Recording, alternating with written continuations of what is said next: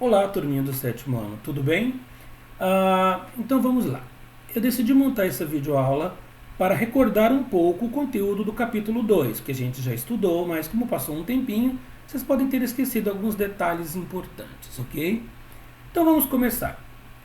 Antes da gente trabalhar com números inteiros, a gente trabalhou com os números naturais, que eram aqueles números de contagem, que começa do zero e vai até o infinito, ou seja, todos os números positivos. A gente já utilizava isso, vocês já utilizavam desde o Fundamental 1. Aí veio a novidade, que é o conjunto dos números inteiros. A partir de agora, a gente começa a trabalhar com os números positivos e os negativos. Nesse diagrama, a gente consegue ver que os números naturais estão contidos nos números inteiros. Um conjunto está contido no outro, ok? Agora, a pergunta que sempre é feita. Como eu vou diferenciar um do outro? Como eu vou diferenciar um número inteiro positivo de um número inteiro negativo? Aí nós temos a regrinha. Todo número positivo eu posso colocar um sinal de mais na frente, ou não preciso colocar nada, porque o número positivo não precisa ser representado pelo sinal, mas se colocar também está certo. Já o número negativo, ele precisa do sinal de menos na frente, ou seja, então um número positivo pode ter um sinal de mais ou não, mas o número negativo sim precisa do sinal de menos, ok? Aonde a gente utiliza esse conceito, esses números inteiros? Nós temos vários exemplos. Um deles, termômetro. Outro, conta bancária. Altitude e profundidade. Tudo vai trabalhar com esse conceito de números inteiros. Tem inúmeros exemplos, tá? Para facilitar o nosso dia a dia, eu coloquei aqui dois exemplinhos, principalmente para a gente poder ter a ideia desse uso. Então nós temos aqui, por exemplo, um termômetro. E o texto diz: um termômetro em certa cidade marcou 10 graus acima de zero durante o dia. À noite e na manhã seguinte, o termômetro passou a marcar 3 graus abaixo de zero. Qual a relação dessas temperaturas com os números inteiros? Então, o que a gente pode entender disso aqui? Que durante o dia, a temperatura estava 10 graus acima de zero. Acima de zero é um número positivo. Posso colocar como sinal de mais ou não colocar nada, que eu já estou representando. Agora, à noite e na madrugada, ele passou a marcar menos 3 graus, ou 3 graus abaixo de zero. Como que eu vou representar? Menos 3 graus centígrados. Preciso colocar o sinal de menos. Então aqui ele vai representar essa ideia que eu acabei de falar. Quando falamos acima de zero, estamos nos referindo aos números positivos. E quando falamos dos números abaixo de zero, estamos referindo aos números negativos. Ou seja, mais 10 graus, ou 10 graus acima de zero. Menos 3 graus, ou 3 graus abaixo de zero. Um segundo exemplo. Esse é mais o nosso dia a dia também. Vamos imaginar agora que uma pessoa tem R$ 500 depositados no banco e faça sucessivas retiradas. Então, dos 500, retira 200, vai ficar com 300. Dos 300, retira 200, vai ficar com 100. Dos 100, retira 200, vai ficar devendo 100. A última retirada fez com que a pessoa ficasse devendo dinheiro ao banco. Ou seja, ele tinha 500, foi retirando, até ficar devendo. Essa dívida pode ser representada por menos 100. Como eu havia dito antes, positivo não precisa de sinal, negativo precisa de sinal, ok? Então vamos lá, continuando a matéria para a gente poder acelerar um pouco mais. Oposto de um número inteiro. O que é o oposto de um número inteiro? A gente viu muito isso em sala de aula. Oposto nada mais é do que um número que eles têm o mesmo número, mas sinais diferentes. Como eu posso explicar isso melhor? Vou pensar na reta numérica. Vou pensar no 4 e no menos 4. Eu posso dizer que eles são opostos ou simétricos. Por quê? Qual é a distância do 4 até o zero? 4. Qual a distância do menos 4 até o zero? 4. Ou seja, a distância é a mesma. Então eu digo que o número é oposto ou simétrico quando eles têm a mesma distância ao zero ou a mesma distância à origem, ok? Só representando aqui, um número é chamado de oposto ou simétrico a outro quando a distância dos dois ao zero é igual, ou seja, tem a mesma distância. Aí aqui é só um exemplinho para a gente poder reforçar isso. O oposto de um número positivo é um número negativo simétrico. Por exemplo, o oposto de mais 2 é o menos 2. O oposto de menos 3, no caso é um negativo, vai ser o mais 3. Então o oposto de um número negativo é um número positivo simétrico. Ok? Agora, vamos considerar a nossa reta. Quando a gente trabalha com essa distância, eu não estou trabalhando com sinal, concordam comigo?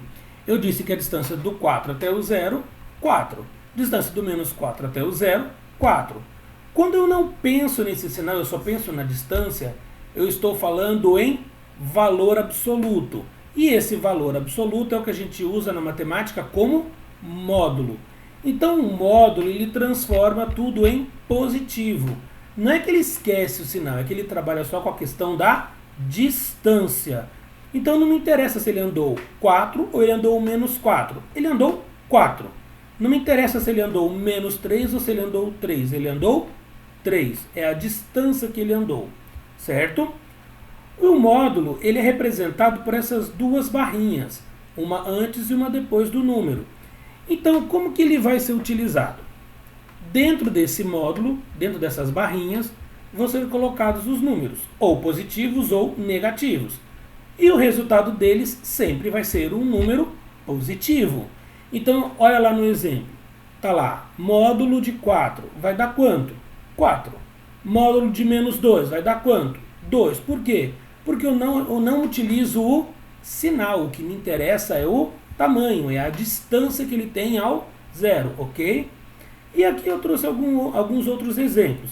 Por exemplo, módulo de 3, 3. Módulo de menos 7, 7. Módulo de 0, 0. Módulo de menos 1, 1, ok? Então, módulo sempre vai pensar em valor absoluto, que é a distância. O número em si é valor relativo, porque ele pode ser positivo ou negativo. Mas o valor absoluto só me interessa a distância. Tudo bem, gente? Qualquer dúvida depois é só mandar por e-mail, que aí eu dentro do possível, vou tirando as dúvidas que forem surgindo. Agora, comparação. Quando a gente compara dois números inteiros, eu tenho três tipos de comparações. O menor, o maior e o igual. Na reta numérica, a gente tinha do zero até o infinito. Agora a gente tem do menos infinito, ou seja, vem um número muito pequeno, negativo, até um número muito grande, ou seja, a minha reta ampliou. Com isso, agora eu preciso identificar um número negativo, um número positivo e como eu vou comparar isso. Então, olhando aqui, o zero é a origem. Para a esquerda, o sentido negativo. Para a direita, o sentido positivo. E aqui uma expressãozinha rápida, só para dizer que o zero não é positivo nem negativo, ele é neutro. Agora, quando eu penso em comparar, eu vou pensar sempre o seguinte. Eu vou analisar quem está mais à esquerda ou quem está mais à direita. Quem estiver mais à esquerda vai ser menor. Quem estiver mais à direita vai ser maior. Então a gente consegue concluir o seguinte, que quando eu trabalho com números positivos, quanto mais longe do zero, ele vai ser maior. Por exemplo, 3 é menor do que 7. Por quê? Porque o 7 está mais longe do zero. Quando eu penso no negativo, a história é a contrária. Menos 7, menos 3. O menos 7 está mais longe do zero, então ele é menor. Para os negativos, quanto mais próximo do zero, maior. Para os positivos, quanto mais longe do zero, maior. Quanto mais perto do zero, menor, ok? Então usem sempre essa ideia. Para os negativos, quanto mais longe do zero, menor. Quanto mais próximo do zero, maior. Para os positivos já é o contrário. Quanto mais próximo do zero, menor. Quanto mais longe do zero, maior. É só observar na reta numérica que a gente já consegue identificar, já consegue analisar. Quanto mais à direita ele vai crescendo, quanto mais à esquerda ele vai decrescendo, ok? Agora, concluindo isso tudo, a gente vai usar no plano cartesiano. O que é o plano cartesiano? Foi um método criado por um matemático que trabalha com o quê? Com a localização de pontos. Como que a gente vai fazer isso? Primeiro, eu vou ter dois eixos, um horizontal e um vertical. O horizontal vai ser chamado de x e o vertical vai ser chamado de y. Eles vão se cruzar e aí a partir disso eu vou criar 4 quadrantes, conforme está aqui no exemplo. Primeiro, segundo, terceiro e quarto. Esses pontos que eu vou localizar, eles podem estar nos quadrantes, podem estar nos eixos, ou pode estar na origem, que é o ponto de encontro deles aqui. O que eu vou analisar disso aí? Para poder descobrir em qual quadrante ele está, ou onde ele está localizado, no geral, eu preciso identificar pelos sinais, se ele é positivo ou se ele é negativo. Por exemplo, no primeiro quadrante, o x é positivo e o y é positivo. No segundo quadrante, o x é negativo e o y positivo. No terceiro quadrante, o x negativo e o y negativo. No quarto quadrante, o x positivo e o y negativo. Lembrando-se que primeiro eu coloco sempre o valor do x, depois o valor do y. Esse é o par ordenado.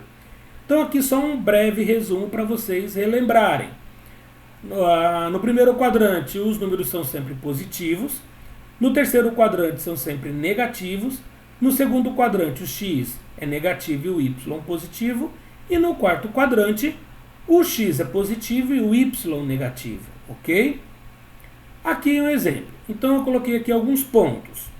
O A 4 e 7, B 8 menos 9, C menos 2 e 2, D menos 5 menos 4 e E 5 e 3. Então aqui, o A, o x é positivo e o y é positivo. Então ele pertence ao primeiro quadrante.